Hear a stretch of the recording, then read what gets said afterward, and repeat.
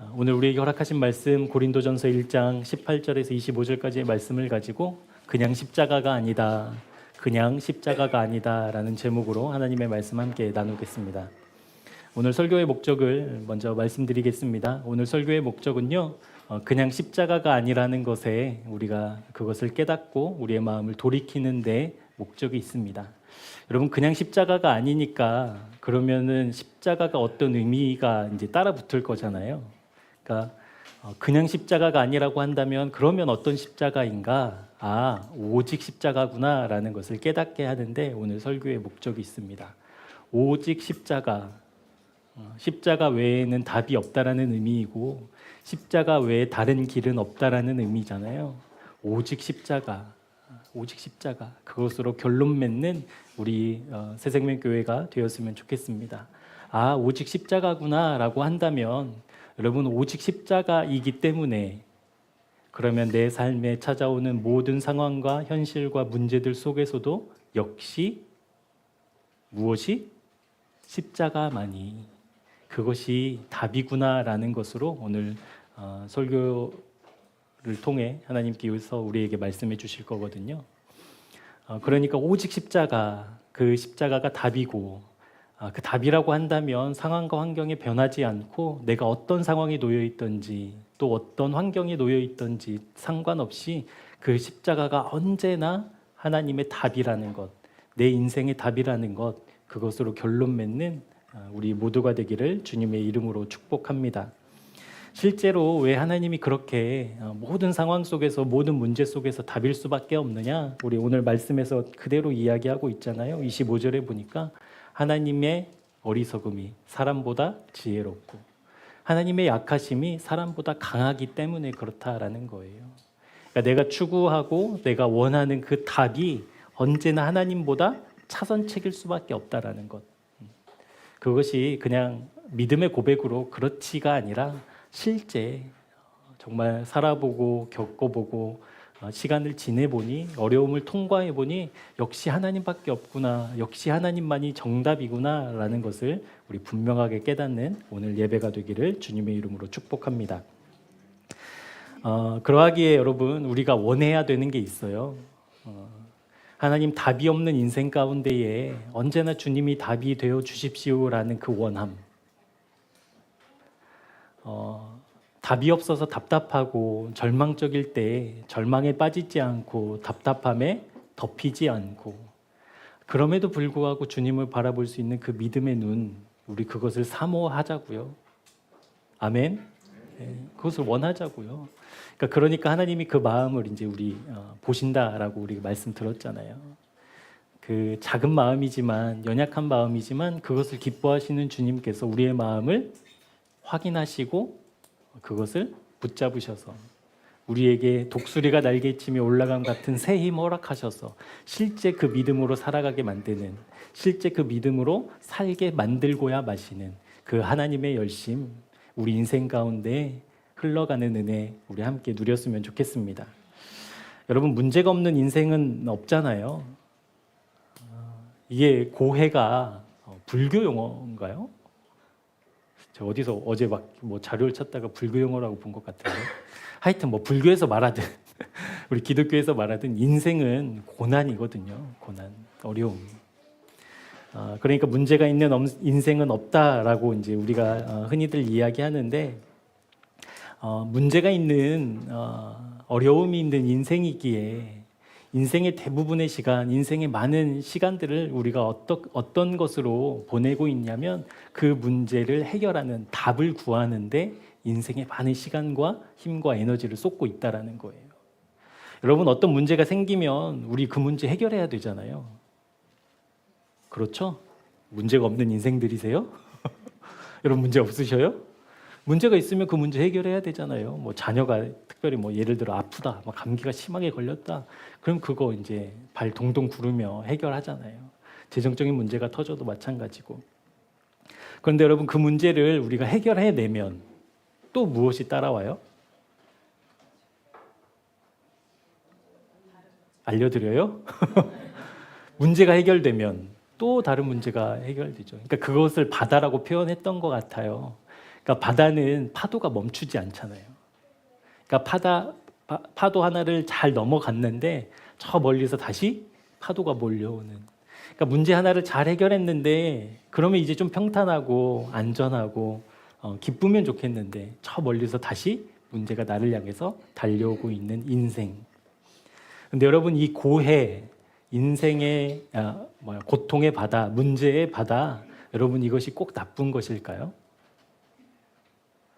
근데 우리 피하고 싶잖아요. 근데 역설적이게도 여러분 문제가 있어야 무엇이 있는 줄 아셔요? 답이 있어요. 그러니까 답만은 없어요. 언제나 문제가 있어야만 답이 와요. 맞죠? 그러면 이 고통의 바다, 문제의 바다를 살아가는 내가 하나님 나 왜 이렇게 문제가 많아요? 끊임없어요 라는 것이 우리의 시각이었다면 여러분 믿음의 시각으로 이제 우리가 그 시선을 바꿔야 되는 거예요. 하나님 이 문제가 있으니까 답도 있겠군요. 이 문제를 나에게 주셨는데 그러면 하나님께는 이 문제에 대한 답이 있으시죠. 우리 그 주님을 바라보는 그 믿음의 시선이 이 시간 확고하게 서는 은혜 우리 다 함께 누렸으면 좋겠습니다. 여러분 문제가 없으면요 답도 없어요. 우리 그거 꼭 기억하시자고요. 그러니까 하나님이 내 인생 가운데 왜 이렇게 많은 문제를 주시나 우리에게 답을 주시고자 함이에요. 이제 그 답이 무엇인지를 오늘 좀 살펴보려고 하는 거거든요. 여러분 제가 질문을 하나 해볼 테니까 여러분 함께 좀 마음속으로 한번 대답해 보셔요. 여러분 우리가 살면서 이렇게 당하는 문제들 가운데 여러분 우리의 반응들이 있잖아요. 큰 문제가 터졌다라고 하면 그 문제를 어떻게 해결하고 계셔요? 여러분들은 어떤 문제가 생겼다라고 하면 1번 그 문제를 해결할 방법을 찾는다. 2번 금식한다. 3번 기도한다. 여러 가지 일들이 있는데 여러분 그 문제들이 다가올 때 어떻게 반응하고 계시냐는 거예요. 그리고 그렇게 나에게 찾아온 문제, 어려움들을 해결해야 될 답을 구해야 되는 어떤 상황들 속에서 내가 노력했지만 답을 찾지 못해서 답답할 때 여러분은 어떻게 하세요?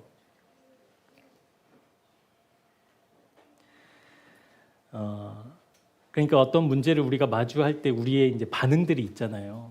근데 제가 이제 말씀드리려고 하는 것은 그거거든요. 그렇게 문제가 찾아와서 내가 반응하는데 그 반응의 십자가는 어디 있냐는 거예요. 그러니까 어떤 문제가 와서 그 문제를 해결하려고 막 발버둥 치는데 그러면 십자가가 어디에 있지요? 말씀에.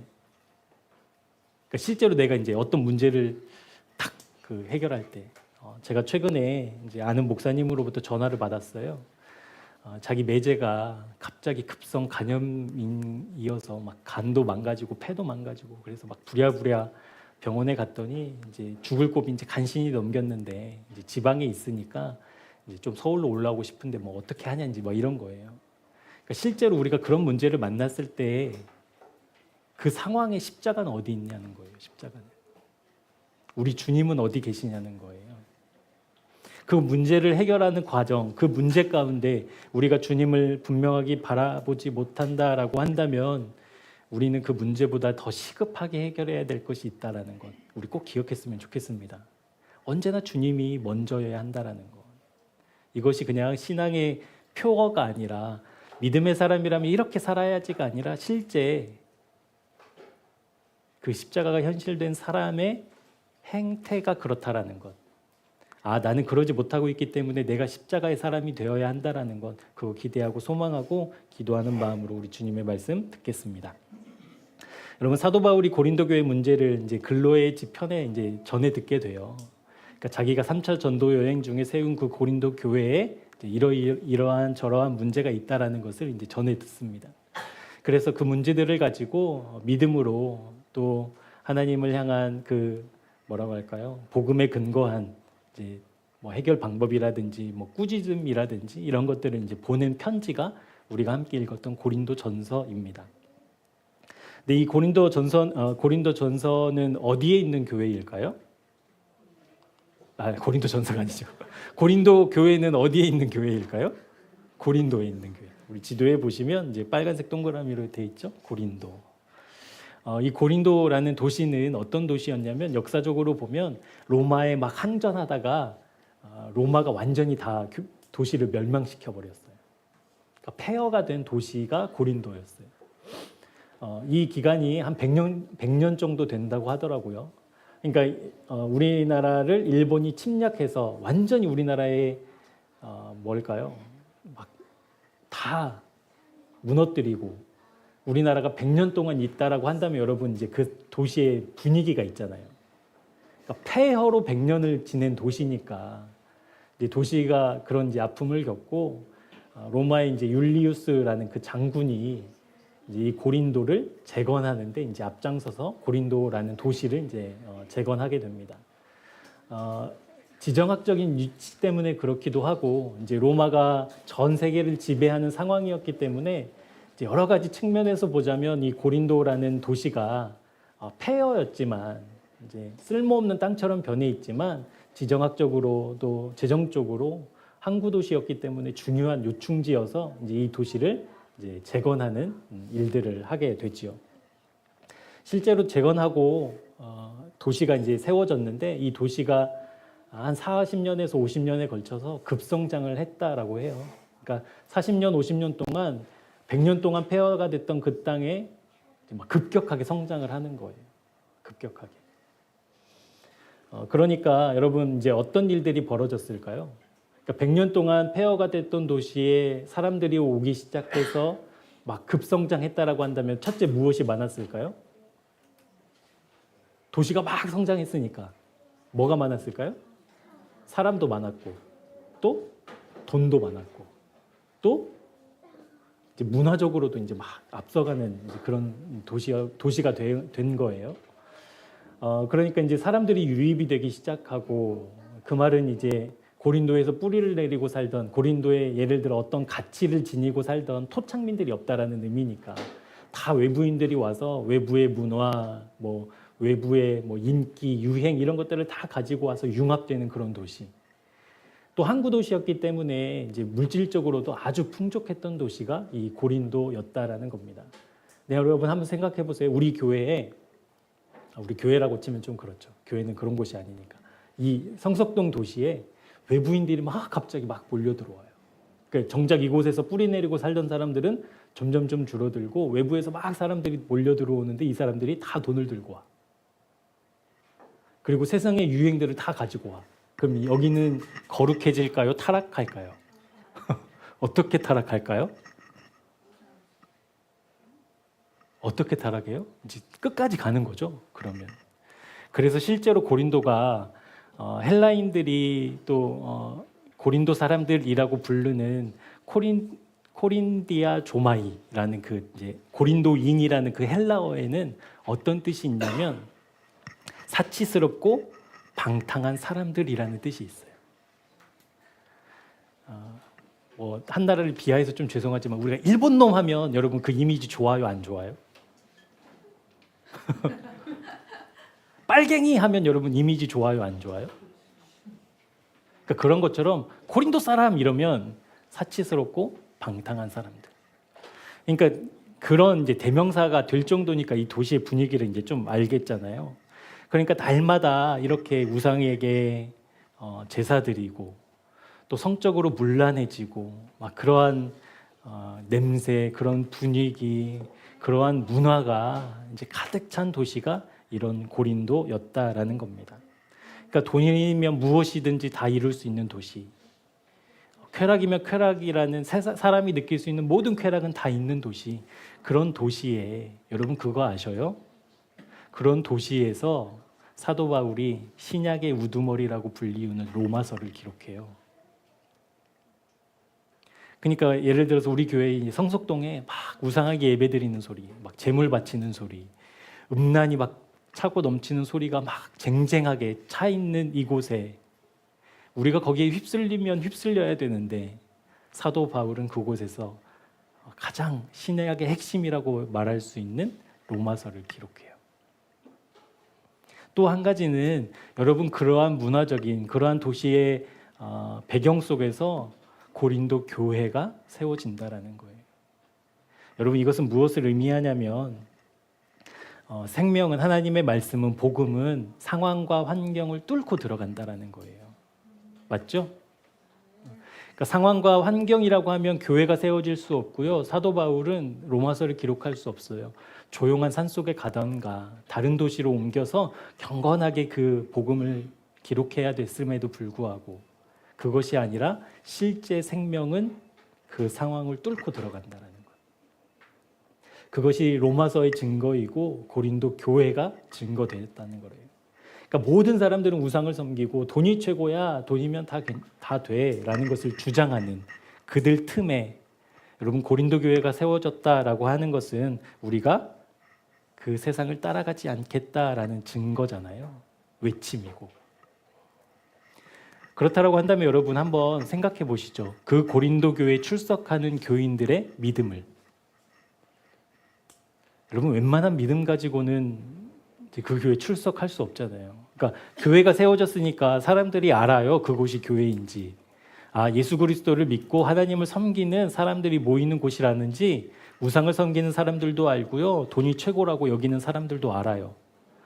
그런데 그 사람들이 그냥 막 두루두루 섞여 있는 것이 아니라 고린도 자체는 그런 사람들로 꽉 차 있었다니까요. 그러면 교회 나가는 사람들을 향해서 뭐라고 하겠어요? 뭐라고 하겠어요?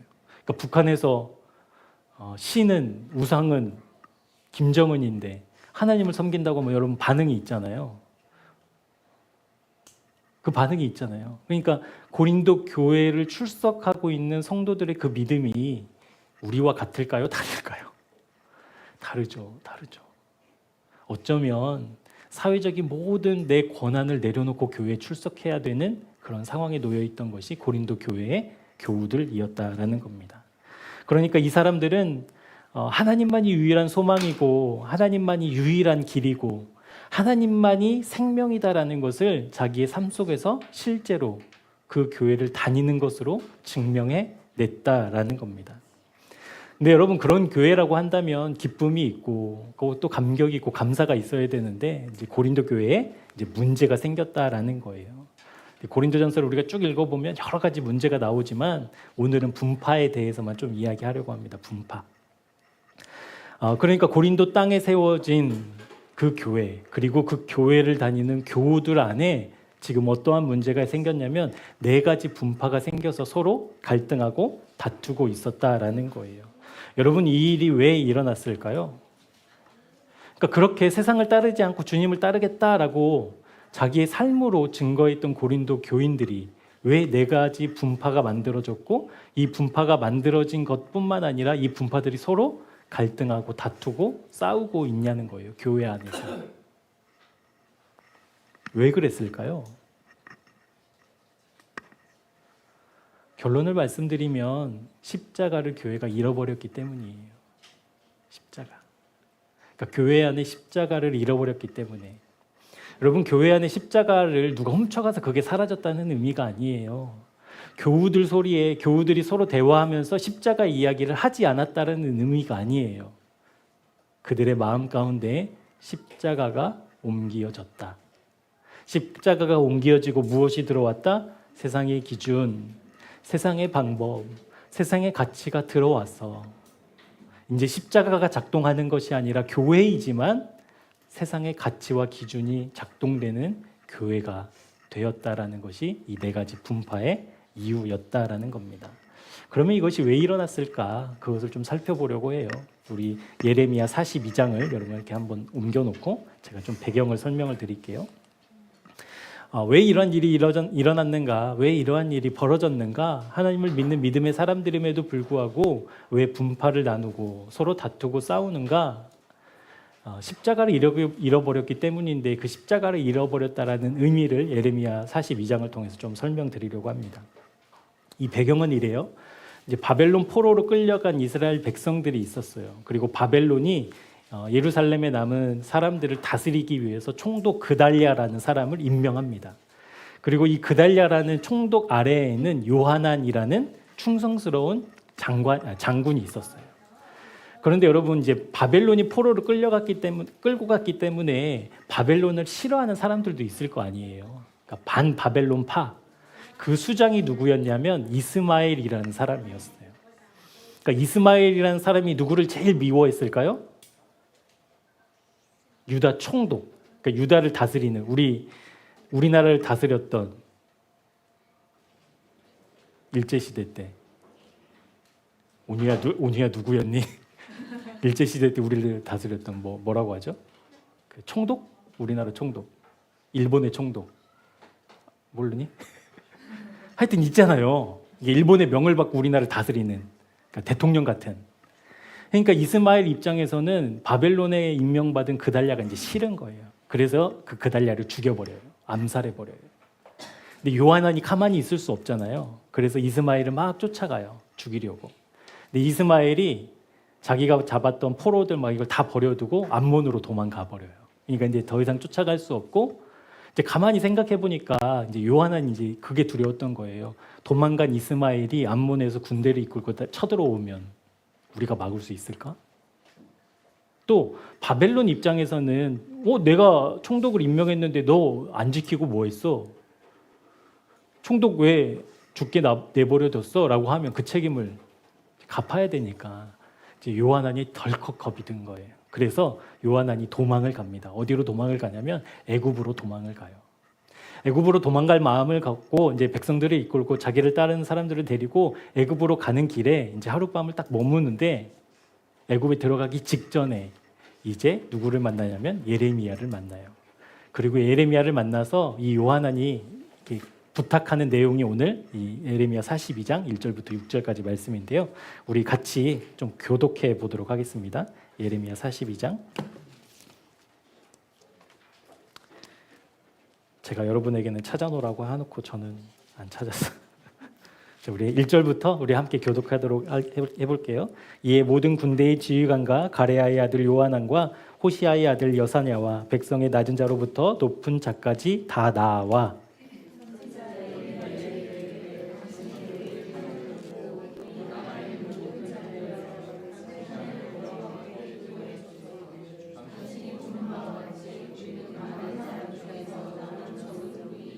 당신의 하나님 여호와께서 우리가 마땅히 갈 길과 할 일을 보이시기를 원하나이다.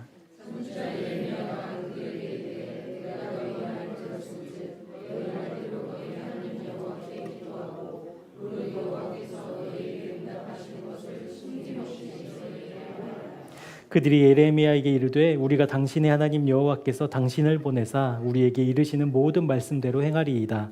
여호와께서는 우리 가운데 진실하고 성실한 증인이 되시옵소서.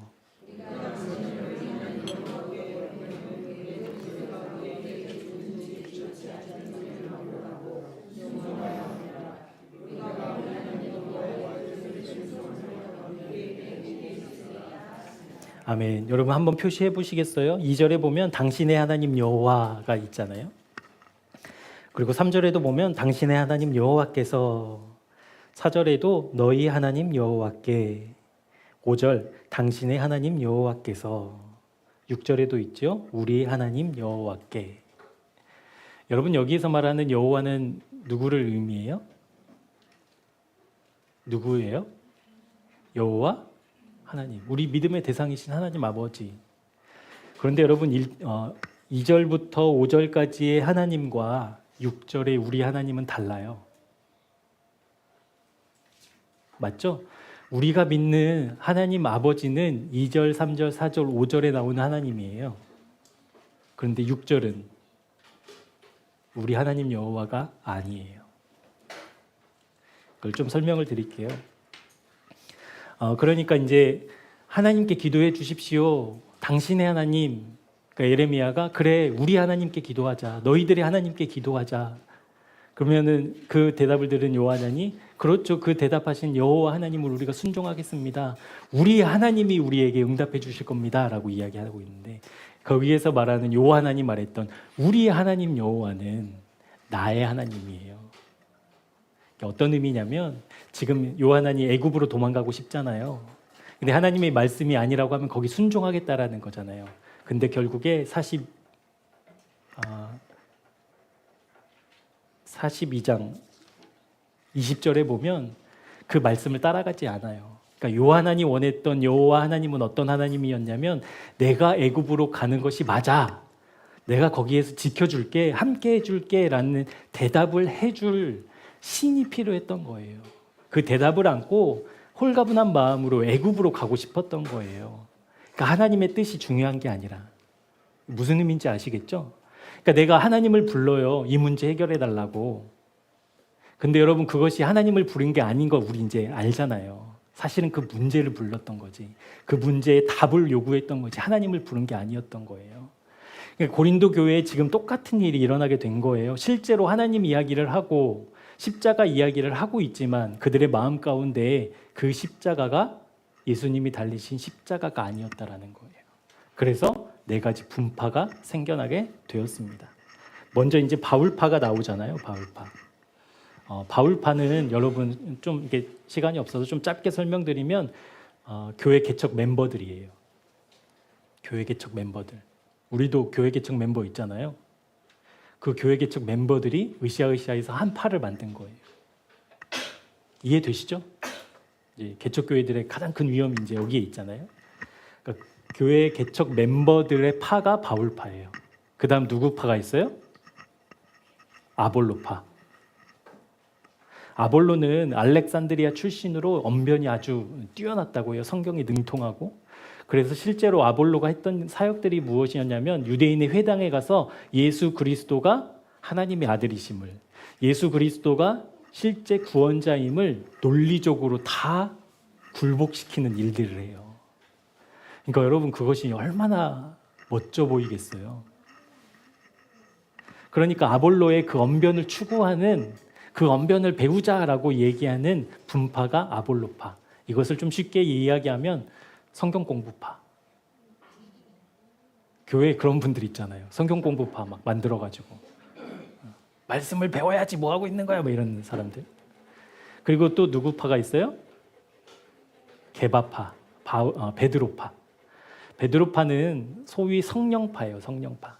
그러니까 교회의 역사를 이제 알고 이 교회의 역사를 추적해 보니까 예루살렘 교회에서 시작됐는데 예루살렘 교회는 그 마가의 다락방에서 성령의 불이 임한 그것으로부터 교회가 시작됐더라.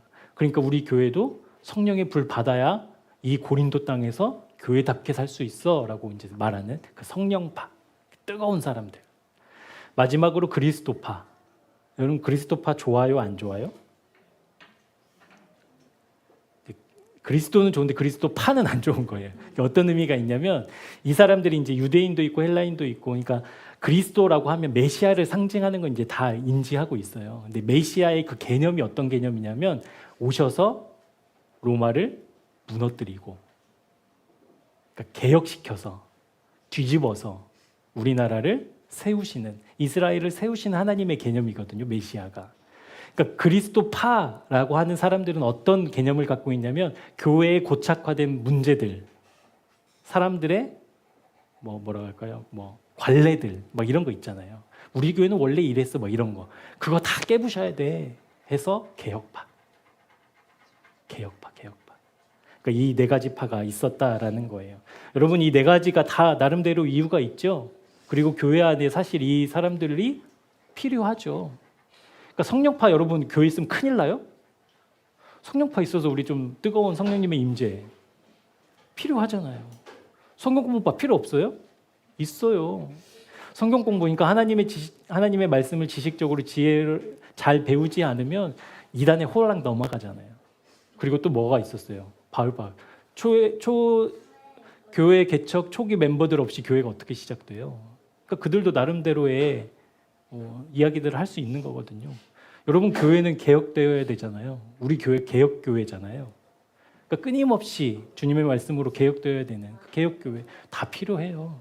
다 필요한데 이들이 왜 서로 분쟁하고 있느냐는 거예요.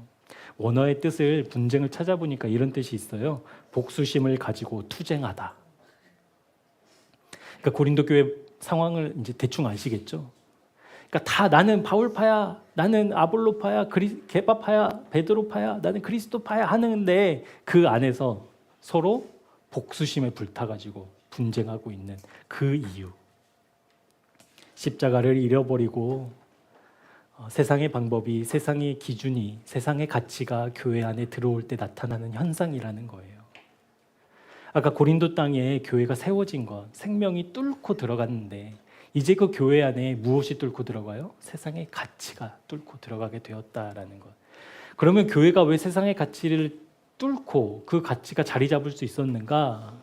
십자가를 잃어버려서.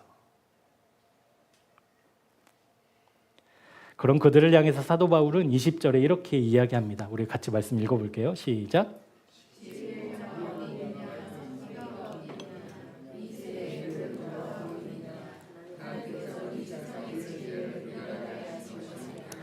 그러니까 고린도 교회 안에 이렇게 하면 교회가 건강해져, 이렇게 하면 하나님이 기뻐하시는 교회가 될 거야 라는 그 주장들, 이것들을 다 무너뜨리시겠다라는 거예요.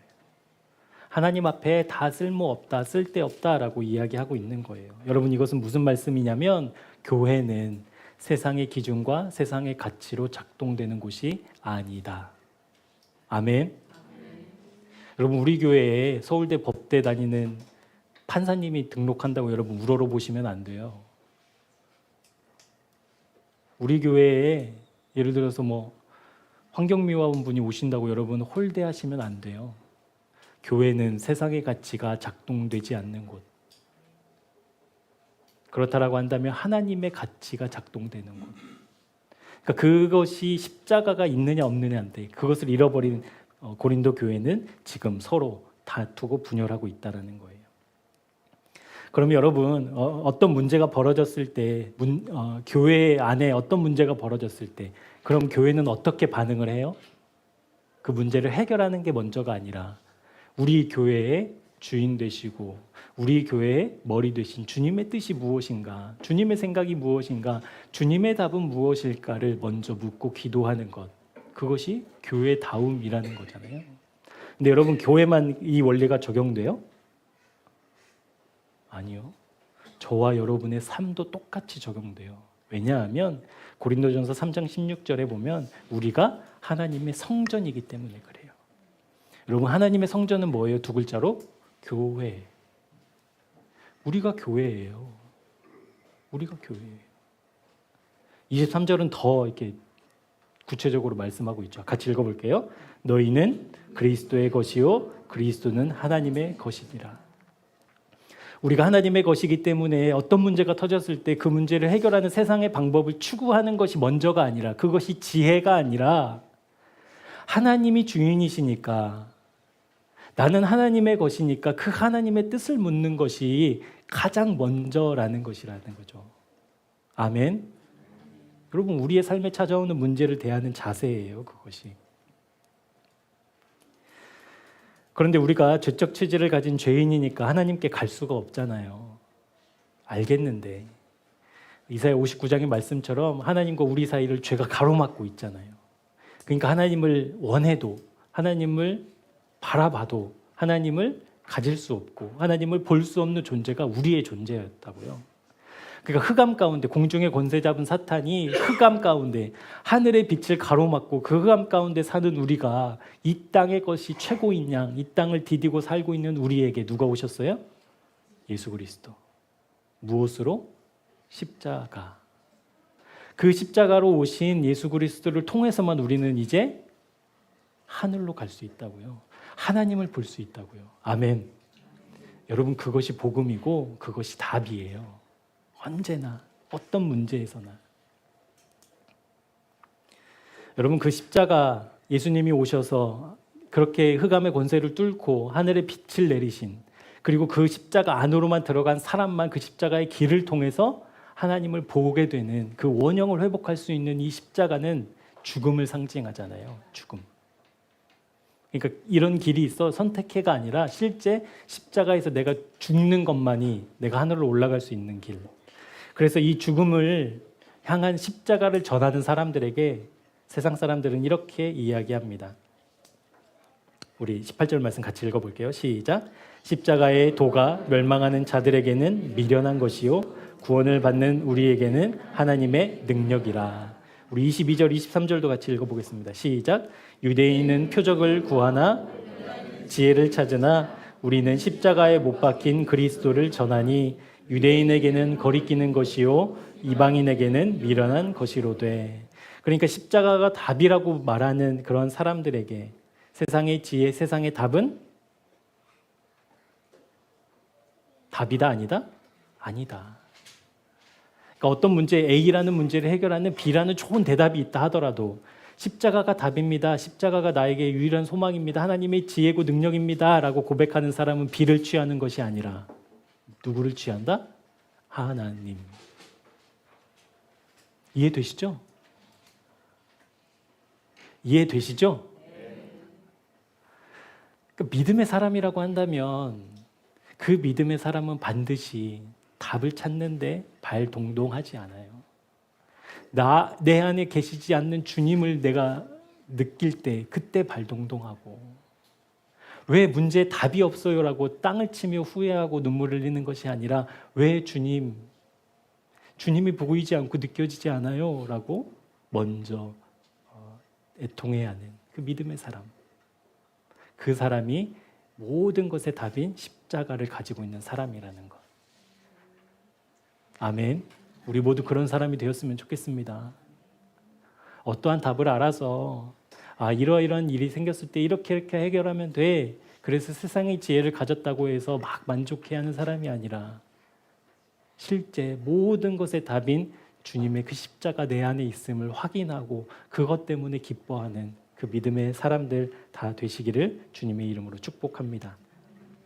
그러니까 유대인은 표적을 구하고 헬라인은 지혜를 구하지만 그것이 거리끼는 것이고 미련한 것이라고 얘기하잖아요. 그러니까 십자가가 죽는 거니까 그래요. 그러니까 유대인들이 추구하는 이룸, 그러니까 내가 구약에 약속한 메시아가 임해서 이 나라를 하나님의 나라로 변화시키는 그 자체를 이루어야 되려면 능력 있는 메시아가 와야 된다라는 거예요. 근데 예수님이 무능력하게 죽으시니까 이제 그게 보기 싫었던 거죠. 그러니까 자기들이 추구하는 그 완전한 하나님의 나라를 우리는 막 기다리고 있는데 실제로 십자가에서 죽어야 한다고 하니까 그러면 자기들이 추구했던 그 원함, 나라가 다시 회복되는 것도 죽게 되는 거니까 이제 그게 싫었던 거예요. 그러니까 예를 들면 이런 거예요. 우리 하나님을 잘 믿읍시다. 하나님 잘 믿으면 돈도 필요 없고요. 자식도 필요 없어요. 막 이렇게 얘기했을 때 우리 마음에 자식 없이 어떻게 살아? 돈 없이 어떻게 살아? 너무 극단적인 거 아니야? 이런 거리낌이 있다라는 거예요. 그러면 하나님을 붙잡고 있는 것이 아니라 실제 나는 뭘 붙잡고 있어요? 자식과 돈을 붙잡고 있었던 거예요. 그러니까 거리끼는 거잖아요. 유대인의 상태가 그랬다는 거고, 헬라인이 그것을 왜 미련한 것이라고 이야기했냐면 헬라인은 원래 하나님이 없이 살던 사람들이니까 자기가 가지고 있는 지식과 지혜로 사는 사람들이었어요. 그러니까 지식과 지혜로 그 문제를 뚫고 해결하고 이루어가는 사람들이 이 헬라인들이었는데, 이 사람들은 그냥 십자가를 볼 때 무조건 그냥 죽으라고만 하니까 아무것도 안 하고 그렇게 미련한 방법으로 뭐가 되겠어? 라는 거죠. 노력 좀 해봐, 공부 좀 해봐, 연구 좀 해봐, 왜 길이 없겠어? 라고 얘기한다라는 거예요. 사랑하는 여러분, 십자가라는 말, 그리고 십자가 모형은 아무런 능력이 없어요. 우리 영화에서나 보면 막 십자가 들면 귀신이 막 무서워하고 그러지 실제로는 안 그래요. 여러분, 이 나무 십자가 아무런 능력이 없어요. 말도 못하고요, 움직이지도 못해요. 빛을 내지도 못해요. 근데 이 십자가가 왜 능력이고 지혜냐면 이 십자가가 내 안에 들어왔을 때, 이 십자가가 내 마음에 딱 꽂혀 있을 때 비로소 하나님의 지혜고 하나님의 능력으로 작동해요. 그러니까 우리의 믿음의 대상을 잘 지금 분별해 보셔야 돼요. 내가 지금 나무 십자가를 요구하고 있는 건가? 내가 죽어야 되는, 주님과 함께 연합해서 죽어야 되는 그 십자가를 내가 지금 찾고 있는 건가? 우리 분명하게 판단해보고 점검해 보셔야 된다는 거예요. 그러니까 이 십자가의 길이 이제, 그래서 십자가 얘기하면 이제 부담부터 오잖아요. 여러분 좋으세요? 기쁘세요? 아니면 부담스러우세요? 십자가 짊어지고 갑시다 하면 좋아요? 겁나요. 이게 솔직한 우리의 반응이거든요. 그 십자가 내가 어떻게 짊어지고 가? 십자가 어떻게 짊어지고 가? 이것이 우리의 오해라고 우리 이제 복음 집회 때 우리 들었으니까. 18절 말씀에 보면 이 십자가의 도, 그러니까 십자가를 짊어지고 십자가의 길을 걷는 우리에게 이것은 그냥 고통이 아니라 미련해 보이는 길이 아니라 하나님의 능력, 하나님의 능력. 그러니까 왜 십자가의 도가 십자가를 짊어지고 가는 것이 왜 하나님의 능력인가? 우리는 볼 수 없는, 하나님을 볼 수 없는 존재들이잖아요. 하나님을 의식할 수 있는 존재들이 아니라니까요. 죄 때문에. 근데 십자가를 통해서만 우리가 하나님을 보게 되니까, 십자가를 통해서만 실제 하나님을 의식하게 되니까 이것이 하나님의 능력이라는 거예요. 그래서 여러분 오늘 그 이야기를 하려고 하는 거예요. 그렇기 때문에 십자가가 답이라는 거예요. 그렇기 때문에 십자가가 답이에요, 여러분. 여러분의 삶에 있는 모든 문제들의 답은 십자가예요. 여러분이 지금 겪고 있는 그 문제 있잖아요. 문제하면 떠오르는 그 일, 그 일의 답은요, 그것이 해결되는 것이 아니라 십자가예요. 여러분 이 믿음으로 쓰지 않으면 우리 하나님 그냥 부르짖는 데 끝나요. 요한이랑 똑같아요. 우리 하나님 여호와. 내 마음에 드는 하나님만 구하다가 말아요. 그거는 십자가의 지혜가, 십자가의 능력이 될 수 없죠. 여러분 돈이 없어서 큰일 났어요? 답은 뭐라고요? 십자가. 자식이 지금 잘못돼서 큰일 났어요? 뭐 좋은 선생을 만나는 게 답이 아니라니까요. 십자가. 여러분 건강상해서 지금 막 덜컥 겁이 나서 이제 어떻게 하나? 그때 좋은 의사를 만나고 좋은 병원을 가는 게 아니라 십자가가 답이라는 것. 우리 그거 믿고 살자고요. 그 믿음 달라고 우리 기도하자고요. 그리고 실제 그것이 답이라는 거 우리 꼭 확인하자고요. 이런 믿음의 상태 24절, 25절에 보면 부르심을 받은 자, 그러니까 실제로 그 십자가에서 연합한 하나님이 사로 붙잡으신 그 사람들이 그것이 어리석고 약하다고 이야기하지만 실제로는 진리는 무엇이다? 하나님의 능력이고 하나님의 지혜다. 세상이 감히 범접할 수 없는, 세상이 감히 알 수 없는 하나님의 답이다라고 선언하고 있다라는 겁니다. 여러분 십자가가 답이기 위해서 우리가 죽어야 되잖아요. 내 마음에 연결된 돈, 일, 성공, 관계, 인정 이런 것들이 다 죽어야 되는데 여러분 실제 우리가 주님을 믿는다라고 하니까 실제 여러분 그것으로부터 우리 마음이 끊어져 있어요? 이런 표정인 줄 알았어요. 저는 이런 표정일 줄 알았어요. 그럼 다시 한번 질문해 볼 테니까 여러분 이 질문에는 꼭 대답해 주셔요. 내 마음이 주님과 연결되어 있어야 되는데 실제로 돈이랑 연결되어 있어서 괴로우세요? 대답하셔요. 이제 안 하면 괴로우셔요? 내가 하나님이랑 연결되어 있어야 되는 건 알겠는데 근데 실제로 내 마음이 연결된 건 자식이어서 여러분 애통하셔요? 관계이고 성공이어서 애통하셔요? 여기에 우리 대답하시라니까 다들 대답하셔야 돼요. 그리고 그 애통함이 있다면 그 답답함이 있다면 여러분 우리 소망이 있는 사람들이에요. 생명이 이미 우리 안에 있는 사람들이에요. 여러분 그거 감사하고 기뻐하셔요. 인상 쓰지 말고. 그럼 내 실상은 실제로는 내가 자식에게도 연결되어 있는 것 같고 사회에도 연결되어 있는 것 같아서 내 마음이 아무렇지도 않은 것이 아니라 실제 하나님 이거 끊어내고 싶은데 내가 주님과 연결하고 싶은데 왜 도대체 안 돼요라는 애통함이 있다면 우리 안에 하나님이 심어놓으신 그 십자가가 있다라는 증거예요. 그것을 사도 바울은 빌립보서 3장 12절에 이렇게 이야기합니다. 같이 읽어볼게요. 시작.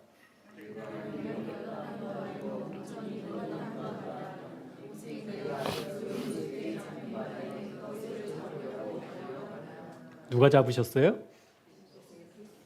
잡으셔서 어떻게 해요? 달려가게, 믿음의 경주를 하게 만드셔요.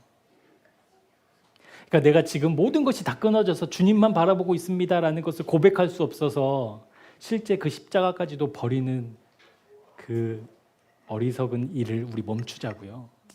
아, 내 안에 주님의 생명이 있기 때문에 내가 지금 주님을 구하고 있는 거구나.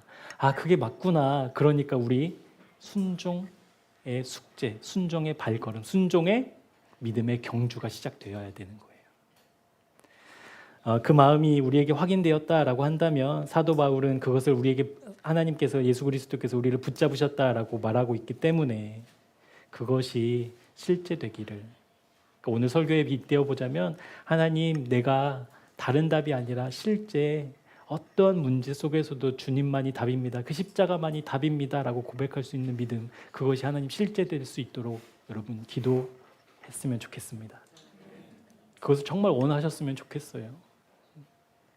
그러니까 지금의 상태가 아니라 나를 사로잡으셔서 나에게 생명을 십자가를 심어주셔서 그 심어진 십자가가 점점점 자라나게 하실 그 하나님을 기대하는 믿음으로, 이 믿음의 경주를 결국 하나님이 사로잡으셨기 때문에 하나님이 나를 인도하셔서 완주하게 하실 그 하나님, 내 상태에 집중하지 말고 이루실 그 하나님을 소망하며 언제나 주님 십자가가 답입니다 라고 말하는 그 나를 고대하며 사모하며 기대하는 우리 모두가 되었으면 좋겠습니다. 말씀을 마치겠습니다. 우리 이제 인정하자고요. 세상의 수많은 문제들 앞에 답을 찾으려고 했던 나의 노력들이 얼마나 헛된 것이었는가, 얼마나 하나님 없이 그 답을 찾으려고 애썼는가. 그것으로부터 우리 돌이켜 이 세상이 자기 지혜로는 하나님을 알 수 없다라고 말했던 하나님의 그 말씀을 우리 신뢰하며 이제 주님을 붙잡습니다. 이제 주님의 그 십자가에서 주님과 연합합니다. 주님, 언제나 나에게 답이 되어 주십시오. 그 답을 선택하고 그 답으로 결정하고 그 답으로 걸어 나아가는 그 십자가의 사람 되게 해 주십시오라는 그 기도, 우리 한 주 동안 우리 마음을 담아서 기도하는 우리 모두가 되기를 주님의 이름으로 축복합니다. 하나님이 그 마음을 보신다라고 하셨잖아요. 그 마음을 기뻐하신다라고 하셨잖아요. 그러하기에 그 주님 앞으로 부지런히 달려나아가는 믿음의 경주, 쉬지 않고 달려나아가는 순종의 사람들 되기를 주님의 이름으로 축복합니다. 기도하겠습니다. 인생을 고난의 바다, 고해라고 표현합니다. 끊임없는 문제가 쉬지 않고 이어지는 인생입니다. 그런 인생의 기쁨이, 감사가 어디에 있을 수 있습니까? 잠깐의 만족과 행복을 위해 안개처럼 사라져버리는 문제 해결을 위해 달려가는 소망 없는 인생에 우리 주님이 답이 되어 주시려 십자가로 오셨습니다. 언제나 답이신 주님, 세상의 지혜와 방법을 구하려는 열심을 이제 멈추고 십자가로 달려가는 우리가 되게 하여 주옵소서. 그 십자가에서 주님과 연합해 죽고 하나님 아버지를 보므로 언제나 답을 구하는 우리 교회가 되게 하여 주옵소서. 날마다 십자가를 짊어지고 실제 내 삶의 모든 곳에서 십자가가 답이 됨을 경험하는 한 주가 되기 원합니다. 날마다 십자가에서 죽는 나 되게 하여 주옵소서. 예수님의 이름으로 기도합니다. 아멘. 십자가는 죽음을 의미합니다. 죽기 때문에 거리끼고 미련한 것으로 여기는 세상의 기준을 매일 마주합니다. 그러나 예수님의 부활로 죽어야만 다시 사는 그 십자가의 신비가 실제되기 원합니다. 그렇게 주님과 함께 죽고 새로운 피조물이 된 우리가 삶의 모든 영역에서 언제나 십자가만이 답이라고 고백하며 실제 그렇게 살아가는 믿음 허락해 주옵소서. 출애굽을 통해 더 이상 애굽의 영향을 받지 않았듯이 십자가를 통해 더 이상 세상의 영향을 받지 않습니다. 그리고 어떤 문제, 어떤 환경, 어떤 시간들 속에서도 그 십자가만이 답이라는 것이 점점 선명해지는 믿음을 허락해 주옵소서. 우리 마음에 여전히 세상과 연결된 가치들 때문에 애통해하는 믿음의 사람들에게 주님의 평안과 은혜 허락하셔서 내 안에 심으신 생명을 기뻐하며 돌이켜 십자가로 달려가는 우리 새생명 교우들 다 될 수 있도록 인도해 주옵소서. 구별하여 드린 하나님의 것으로 드린 이 예물을 기뻐 받아주시고 주님의 뜻대로 사용해 주옵소서. 십자가를 드러내는 일에 아낌없이 이 예물을 사용하기 원합니다. 주님의 뜻에 동참하는 기쁨의 예물 되게 하여 주옵소서. 이제는 우리 구주 예수 그리스도의 은혜와 하나님 아버지의 변함없으신 사랑하심과 성령님의 감화, 감동, 역사하시는 은혜가 십자가가 현실되어 언제나 어디서나 십자가로 답을 얻는 믿음의 사람들 위해 지금부터 영원토록 함께 하옵시기를 간절히 축원하옵나이다. 아멘.